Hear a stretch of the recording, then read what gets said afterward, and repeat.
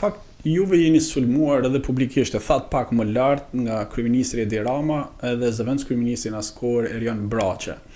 Dhe në pak prerazi e thatë që mund të ketë ardhur dhe atentati më mrapa në një farë mënyrë kanë marrë zemër autorët të cilët kanë bërë edhe këtë sulm. Çfarë ndodhi? Pse ndodhi ky sulm ndaj jush publikisht nga kryeministri Edi Rama dhe zoti Braçe?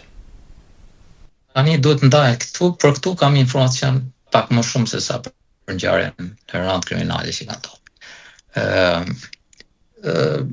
Kryeministri aktual, që ishte edhe në atë kohë në detyrë, nuk është se ka pas ndonjë lidhje personale me mua ose në incident ose në pak kënaqësi. Ngjarja është referuar nga ish zëvendëskryeministri. Ish zëvendëskryeministri ka një shok të vetin, po ka edhe një parokiere të bashkëshortes tij, e cila është kunata njërit prej drejtorëve të Agjencisë Shtetërore të Kadastrës, i cili u arrestua. Nuk po i vi fakti çfarë ndodhi si ndodhi, se politikisht kryeministri i vendit, ashtu si edhe kryetari i opozitës sot, thotë kam një njoftim nga qytetarit digjital dhe rrëfen një ngjarje që ja thot dikush tjetër. Pra politikisht ka pas lidhje personale në fakt këtë histori. Zoti Braçi, me që ja përmendet ti emrin, ka pas punët e tij personale, unë jam i hapur, i them publikisht lidhet. Po nuk ka vlen edhe për nivelin e emisionit tonë dhe për gjitha, po për publikun kaq është e nevojshme të dihet. Tani çfarë duhet di publiku dhe ju personalisht? I ndjeri Artan Lame, që cili ishte drejtuesi i institucionit Agjencisë Shtetërore të Kadastrës, që u bë bashkë me Luizin, Agjencinë e Legalizimit të Ndërtimeve në zonat informale, po. Çuditërisht bashkë me zotin Manja, ministrin e drejtësisë të asaj kohe.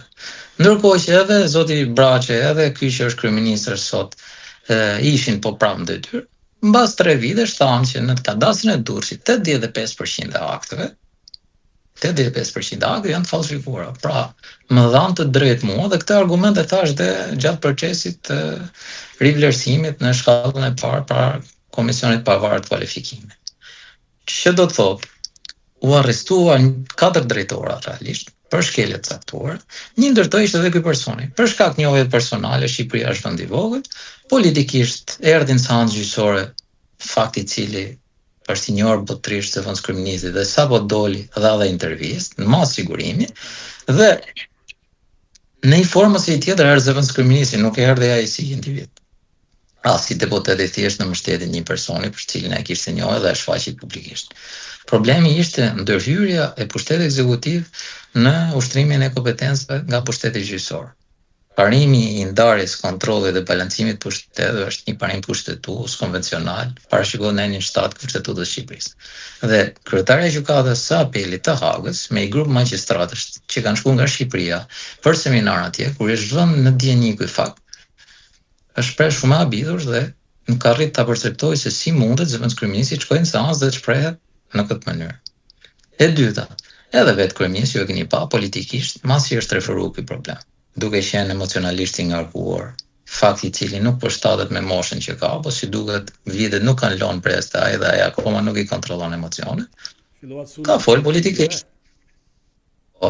E dyta është problemi tjetër që dhe mbas kësaj, me datën 7 janar, mos gaboj se 10 janar të vitit pasardhës, edhe mbas i kishte ndodhur ngjarja, akti normativ që quhet ashtu quhet akt për OFL, pra që kishte të bënte me asetet e personave të dënuar më parë për ngjarje kriminale, e tha, në momentin kur e prezanton në parlament, si drejtohet prokurorit Durrësit, pra KÇK-ja, e famshme koncepti KÇK që e shpiku zoti Spahiu për herë të parë dhe e përdorën ato.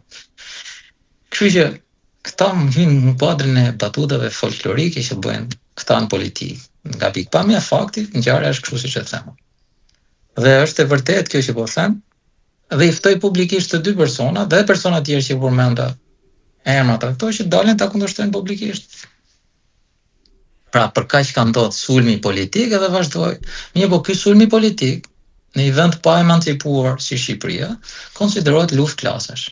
Janë përballë më pas me gjithë valën institucioneve shtetërore, të cilët mendojnë që ka fol kryeministri dhe nuk besojnë tek forca e ligjit dhe zbatimi i rregullit të ligjit dhe kush ka pas mundësinë që unë ti ekspozohen për një vendimmarrje, ka votu kundra me. Pas këtij sulmi të kryeministrit dhe zëvendëskryeministrit dhe atentatit me armë, Vettingu ju largoi nga sistemi i drejtësisë.